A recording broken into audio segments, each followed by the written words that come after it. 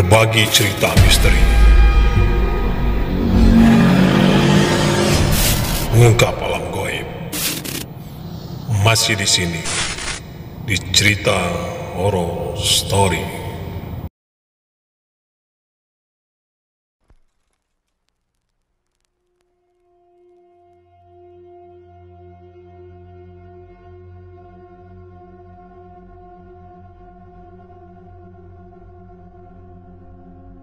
Assalamualaikum warahmatullahi wabarakatuh. Jumpa lagi di cerita horror story KYT. Pada kesempatan kali ini saya akan buat satu cerita yang berjudul Jeritan Lembah Keramat yang ditulis oleh Dio Seta.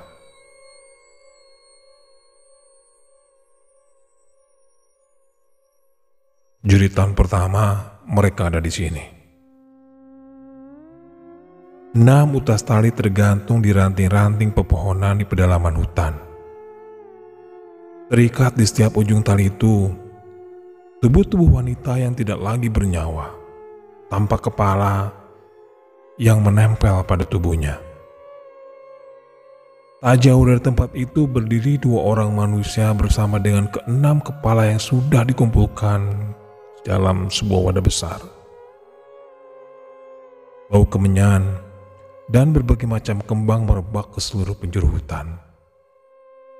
Hanya cahaya dari beberapa batang lilin yang menerangi kegelapan di dalam hutan ini. Kamu benar-benar gak punya hati, Mas. Apa salah mereka sampai kamu melakukan ini? Ucap seorang wanita yang terikat di salah satu pohon di hutan itu. Gak ada jalan lainnya. Hanya ini caranya agar semua bisa selamat. Dosa ini biar menjadi tanggunganku, jawab pria tua itu. Wanita itu hanya menangis tak mampu menahan kesedihan atas apa yang dilakukan suaminya itu. Setelah membacakan beberapa mantra, pria itu menghampiri istrinya yang terikat di pohon. Sehelai pisau menggores dahi wanita itu hingga darah menetes melalui garis wajahnya. Pria itu menampungnya setiap tetes darah itu pada sebuah mangkuk yang terbuat dari batok kelapa. Dia mencampurkan darah itu dengan darahnya dan menyiramkannya pada ke-6 kepala manusia yang berada di hadapannya. Hawa dingin semakin merasuk. Rambut dari ke-6 kepala itu seolah bergerak tertiup angin. Dari dalam kegelapan, muncul sosok bayang-bayang wanita cantik berpakaian seperti abdi keraton, bersama seekor ular yang melingkar di tubuhnya. Tumbalmu kuterima, ucap wanita itu yang segera menghilang meninggalkan seekor ular yang menghampiri pria itu. Seolah terhipnotis oleh kekuatan makhluk itu, pria itu tidak dapat menggerakkan sedikit pun bagian tubuhnya. Namun, sosok ular yang sebelumnya melingkar di makhluk wanita tadi terus mendekati menaiki tubuh pria itu dan masuk ke dalam tubuhnya melalui mulutnya. Mata pria itu terlihat membelalak, seolah tidak dapat menahan apa yang ia rasakan. Ular itu terus merayap masuk ke dalam mulutnya hingga membuatnya hampir tidak bisa bernafas.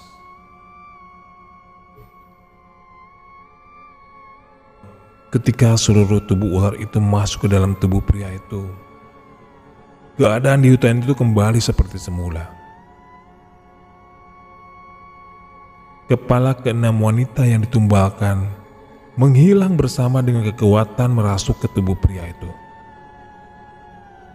Tangis tanpa henti terdengar dari istrinya yang masih terikat di sebatang pohon. Ia terus meratapi keberadaan suaminya yang berubah menjadi manusia dengan sisik ular di seluruh tubuhnya. Namun itu tak lama. Kekuatan yang ia miliki mampu merubuh tubuhnya kembali menjadi manusia, bahkan dengan paras yang lebih mudah. Sekarang dukun-dukun biadab itu tak bisa lagi menyakiti keluarga kita.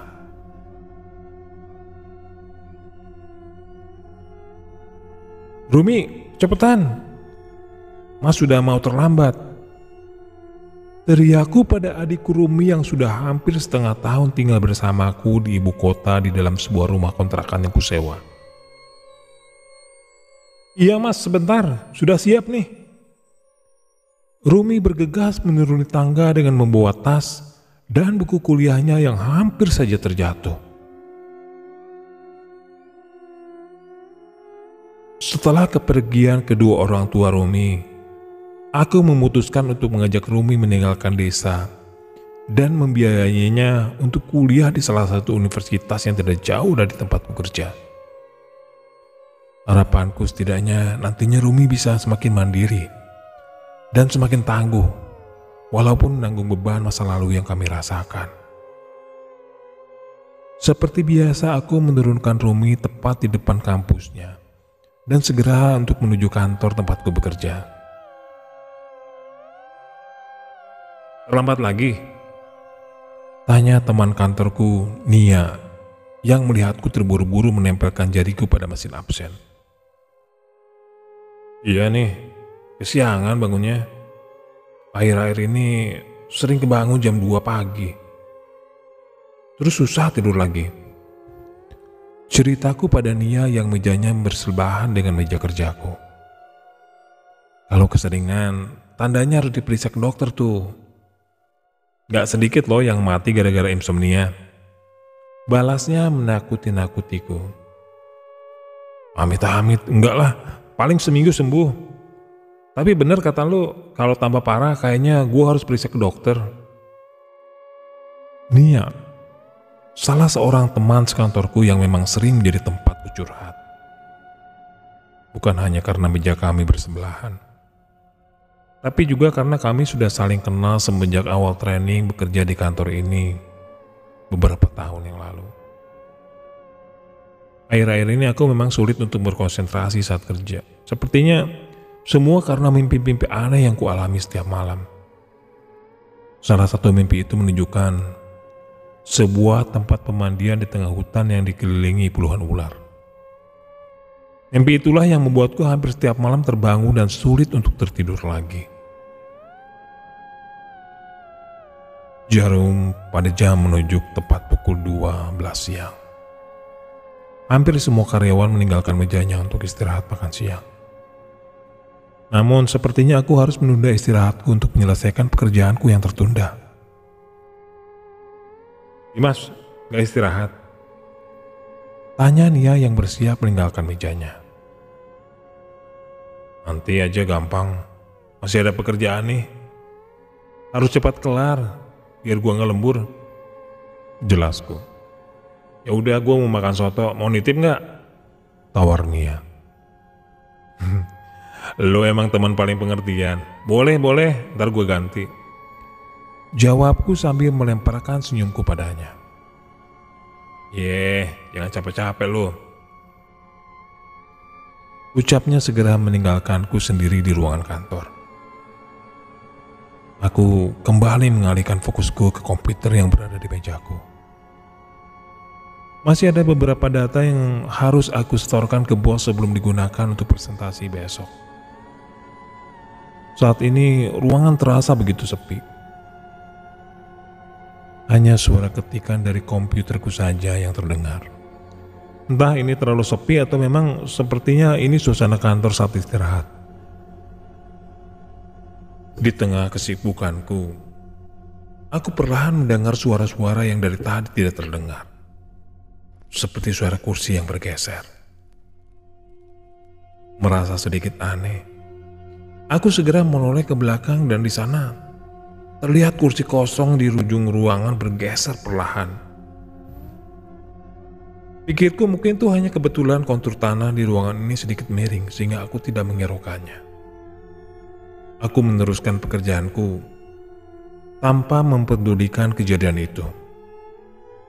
Namun suara gerakan roda kursi itu sesekali masih terdengar dan kali ini semakin mendekat. Dan ketika aku menoleh, kursi itu sudah berada di belakang menghadap ke arahku. Dengan segera, aku berdiri dan melihat ke sekitar kantor. "Woi, siapa ini yang iseng nih?"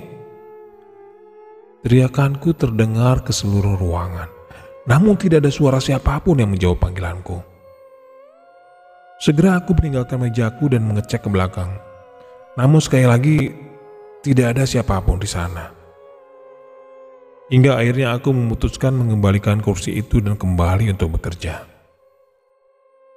Nia kembali sebelum jam istirahat berakhir dan membawakan pesananku. Aku memutuskan untuk menghabiskan nasi soto yang dibawakan oleh Nia dan baru kemudian melanjutkan penyelesaian pekerjaanku lagi. Matahari mulai tenggelam. Aku menunggu Rumi di kantin kampus tempat aku menjemputnya. Namun tidak seperti biasa. Kali ini Rumi sudah hampir 1 jam. Aku mencoba menelponnya tapi hampir tidak ada jawaban sama sekali. Hari pun semakin malam. Kampus Rumi sudah semakin sepi dengan mahasiswa yang sudah mulai pulang. Hanya ada sedikit mahasiswa yang masih memiliki keperluan yang masih ada di kampus ini. Aku merasa cemas hingga akhirnya memutuskan mencari Rumi ke kelasnya. Aku cukup mengenal kampus ini karena di sini juga dulu aku menuntut ilmu hingga akhirnya berhasil menyematkan gelar di ujung utamaku. Ruangan demi ruangan kulewati, namun keberadaan Rumi hampir tidak kutemukan. Beberapa kali aku mencoba untuk menelepon, namun sama sekali tidak ada jawaban. Tanpa putus asa, aku terus mencari dan bertanya ke security penjaga kampus, namun tetap saja nihil.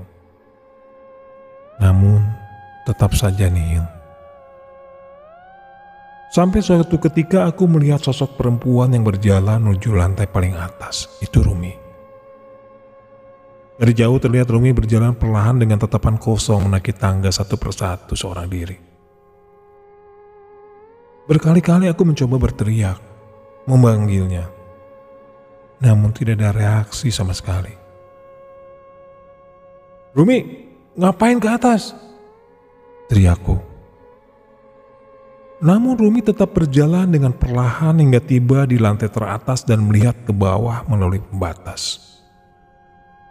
Sudah jelas, ada yang aneh dengan Rumi.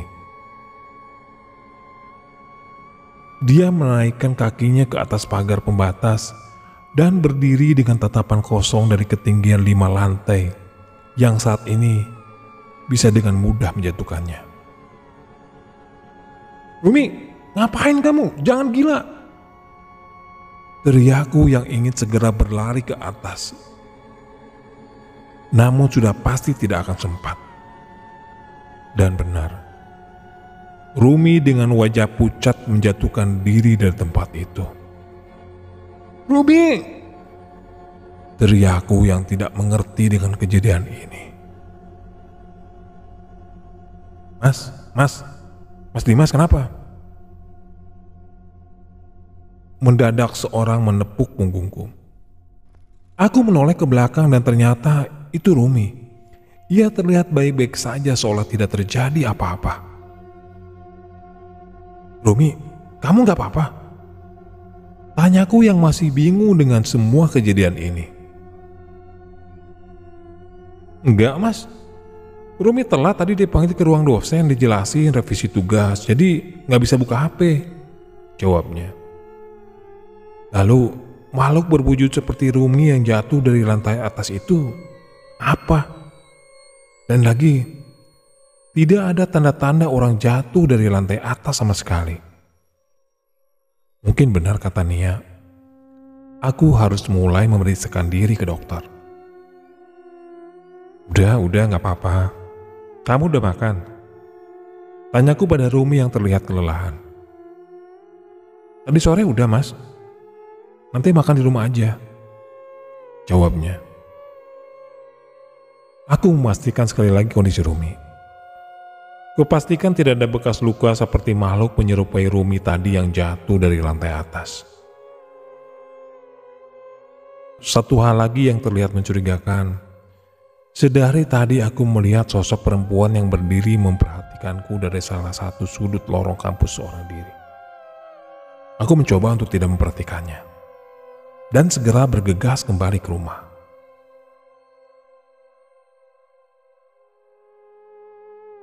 Brak. Suara yang sangat keras membangunkan tidurku.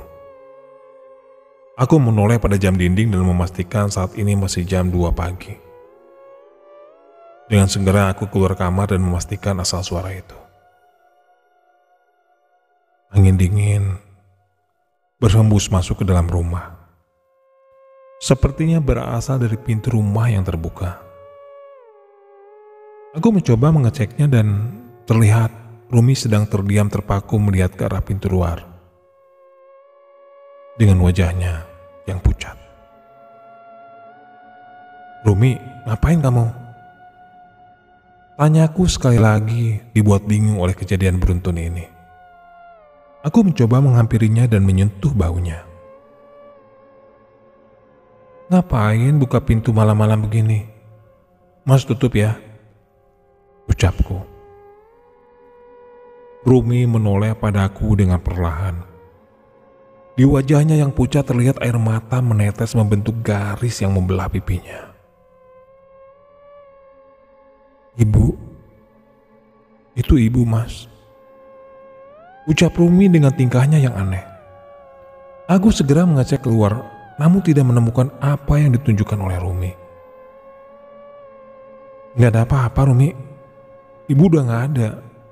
Udah jangan sedih lagi," ucapku yang langsung saja memeluk Rumi. "Itu Mas, itu ibu Mas. Ibu kasihan," ucapnya sekali lagi dengan menunjuk ke arah luar rumah. Aku menoleh lagi keluar dan memastikan tidak ada siapapun di sana. Segera aku menutup pintu dan bersiap mengantar Rumi ke kamarnya. Namun aneh, setelah pintu tertutup dan aku menoleh ke belakang, Rumi sudah tidak ada di tempatnya.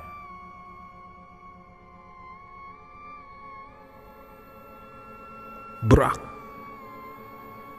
Kali ini suara itu berasal dari kamar Rumi, dan aku segera berlari ke atas dan mengecek keadaan adikku satu-satunya. "Rumi, kamu gak apa-apa?" tanyaku sambil mengetuk pintu kamar. Namun bukan jawaban yang kuterima, melainkan suara keras yang membentur pintu kamar Rumi. Tanpa menunggu lama, segera kubuka pintu kamarnya. Dan semua yang kulihat di ruangan itu sama sekali tidak dapat kupercaya. Rumi tertidur lelap di kasurnya dengan seekor ular besar menindih tubuhnya. Ular itu setengah berdiri meliuk-liuk seolah-olah melakukan tarian di atas tubuh Rumi. Tak cukup sampai di situ. Di ujung-ujung kamar gelap itu terlihat berbagai macam sosok mengerikan, seolah menikmati pertunjukan yang disajikan oleh ular itu. Dari atas lemari Rumi terlihat nenek-nenek tua yang duduk dengan menggantungkan kakinya. Di langit-langit merayap makhluk hitam bermata merah dengan lidah yang menjulur ke bawah. Dan yang paling mengerikan adalah makhluk hitam besar berbulu di sudut ruangan. Kemungkinan makhluk inilah yang menyebabkan suara besar tadi. Aku mencoba mencubit tubuhku, berharap ini semua adalah mimpi seperti kejadian tadi. Namun sayangnya, rasa sakit tetap kurasakan, yang berarti semua makhluk di hadapanku ini adalah nyata. "Rumi, bangun Rumi!"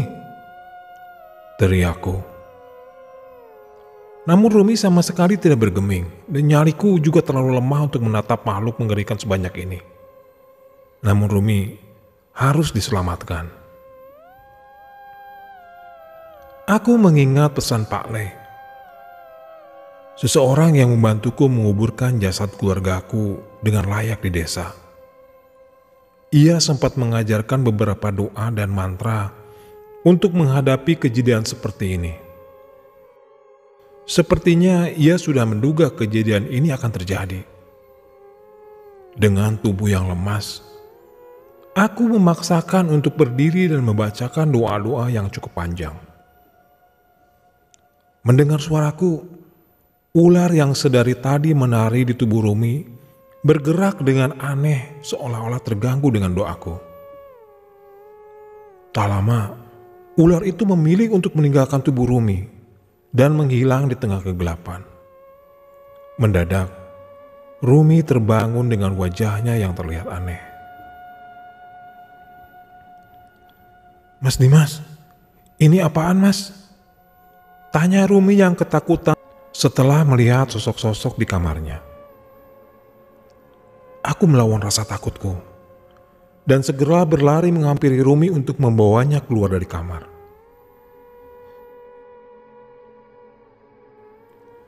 Namun suara gebrakan kembali terdengar dari makhluk hitam besar di sudut ruangan.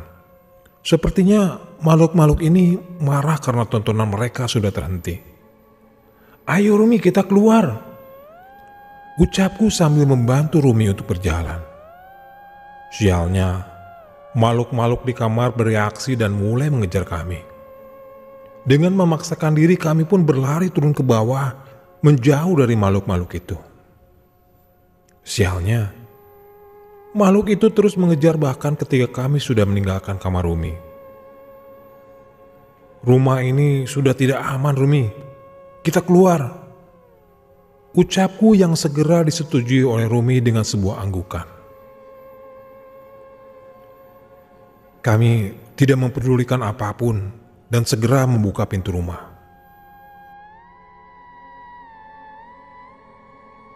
Sayangnya di luar rumah tidak lebih baik dari di dalam. Ternyata yang menyaksikan ular itu tadi tidak hanya makhluk di kamar Rumi, melainkan juga berbagai macam sosok makhluk di luar yang sudah mengepung rumah kami. Makhluk yang berbentuk pocong sudah menunggu di sepanjang jalan. Kuntilanak yang selama ini menjadi desas-desus warga sudah dengan setia menunggu di salah satu pohon di depan rumahku. "Apa-apaan ini mas? Kenapa bisa jadi begini?" tanya Rumi yang mulai menangis.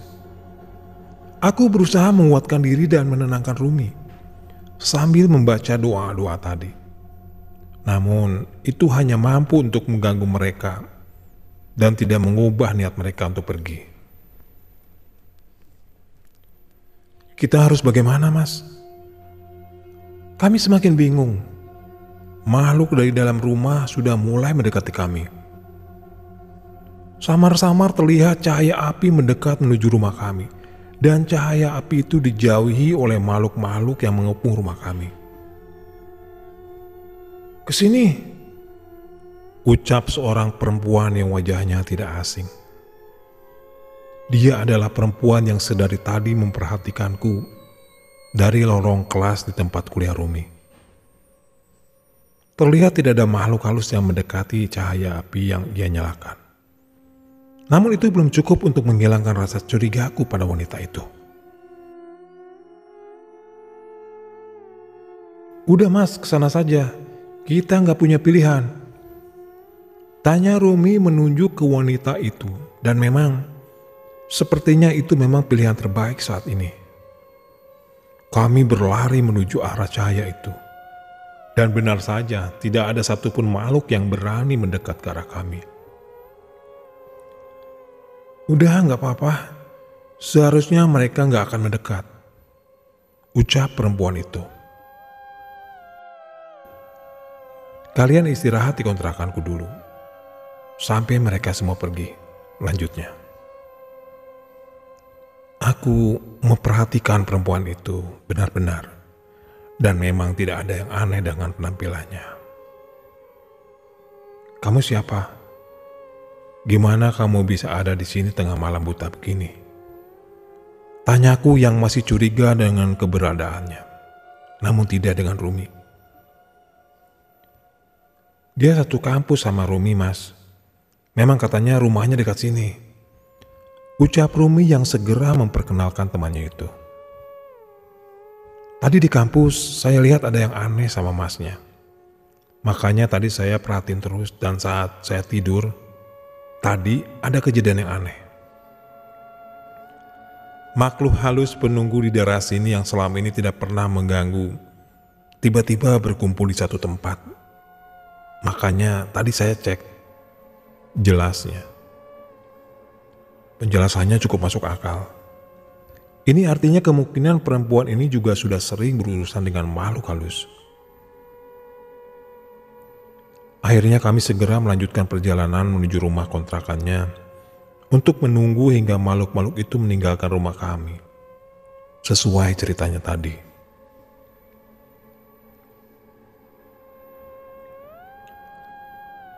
Aku mencoba memperhatikan sumber cahaya itu.